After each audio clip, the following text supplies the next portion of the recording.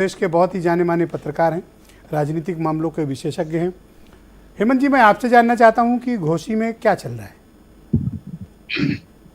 मुझे लगता है कि आपने सवाल बाद में किया है, जवाब आपने पहले ही दे दिया।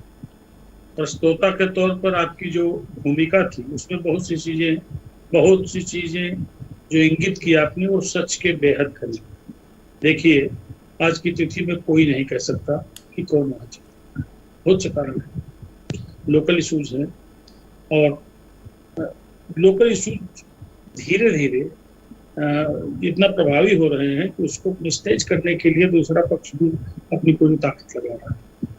अगर आपने क्या देखा, अखिलेश यादव, शिवपाल यादव 4 दिन से रुके हुए हैं, राम गोपाल यादव को बरसों बाद मोहल्ला मोहल्ला, गली गली और गांव गांव जाते देख रहे हैं। अखिलेश यादव ने आज वो काम किया, आज एक मीटिंग की, अगर यही एक मीटिंग को आजमगढ़ के बाई इलेक्शन करती हो तो नतीजा कुछ और होता, लेकिन उनको भी मीटिंग वहां करनी पड़ रही है। तो यहाँ भी ऐसा नहीं है। भारतीय जनता पार्टी का पैराफर्नालिया बड़ा है, लेकिन आप खाली एक दृष्टि देख लें कि भारतीय जनता पार्टी की जो स्टार प्रचारकों की लिस्ट है उस पर एक निगाह देख लें, साफ हो जाएगा कि वहाँ स्थिति क्या है। वहाँ स्थिति को बेहतर करने के लिए भारतीय जनता पार्टी क्या क्या उपाय कर रही है।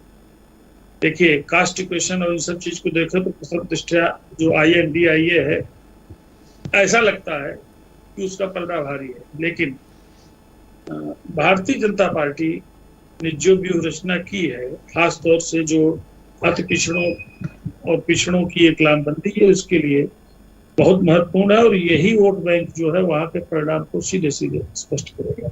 मैं भी नहीं कह सकता किसका अपर हैंड है, लेकिन अब देखिए, योगी आदित्यनाथ, इसमें कोई शक नहीं कि आज की तारीख में उत्तर प्रदेश में क्षत्रियों के सबसे बड़े नेता है। उनके आने के बाद से, उनके सत्ता संचालन इस समय के बाद से क्षत्रिय जात के लोग एकमुश्त उनके साथ जुड़े, इसमें कोई शक नहीं और किसी पार्टी के पास नहीं है। और आप देखिए, सुधाकर सिंह जात से क्षत्रिय स्थानीय है। सुधाकर सिंह को क्षत्रियों का भी समर्थन न प्राप्त हो, इसके लिए भाजपा की जो स्टार प्रचारकों की लिस्ट है श्रीमान जी, उसमें राजनाथ सिंह, योगी आदित्यनाथ, राधा मोहन सिंह, अरुण सिंह राष्ट्रीय महासचिव भारतीय जनता पार्टी, दयाशंकर सिंह, और उनकी जात तो मैं नहीं जानता, जेपी। क्या बीजेपी को ये डाउट है कि क्षत्रिय समाज के वोट कट के कुछ सुधाकर सिंह को मिल सकते हैं?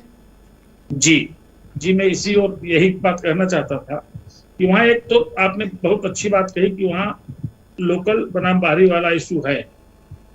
और दारा सिंह चौहान से शुरुआत में नाराजगी थी, शुरुआत में चुनाव प्रचार के 1 2 3 4 दिन तक नाराजगी दिखी, लेकिन उसको धीरे धीरे संतुलित किया है।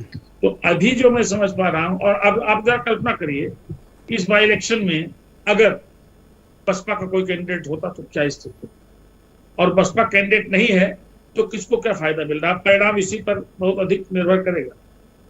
बसपा का कैंडिडेट यानी दलितों की बहुत बड़ी आबादी वहां है, और मेरा अपना जहां तक ख्याल है कि आजमगढ़, बलिया, मऊ, जिस जिले में घोसी आता है, इस इलाके में ये दलितों का वोट थोड़ा सा मुझे लगता है कि वो समाजवादी पार्टी के पक्ष में कम आंका गया है, देखा गया है।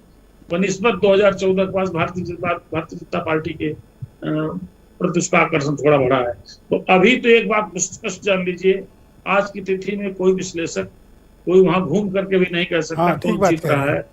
जीत हार काफी दिलचस्प मामूली हो, जैसा अरुण राजभर ने दावा किया, 50,000 छोड़ दीजिए, 10 से 15,000 के बीच में वहां जीत हार होगी। और योगी आदित्यनाथ जिस दिन पहुंचते हैं, हालांकि मुझे आश्चर्य है कि स्टार प्रचारक में पहला नाम राजनाथ सिंह जी का है, किसी बाई इलेक्शन में पहली बार में देख रहा हूं, आपने भी देखा होगा। अभी तक तो नहीं गए सर? जी, अभी तक तो गए नहीं, वहां नहीं गए, लेकिन स्टार प्रचारक में पहला नाम उनका है, राधा मोहन सिंह, अरुण सिंह, भाजपा के राष्ट्रीय महासचिव, बड़े बड़े दिग्गजों का नाम है।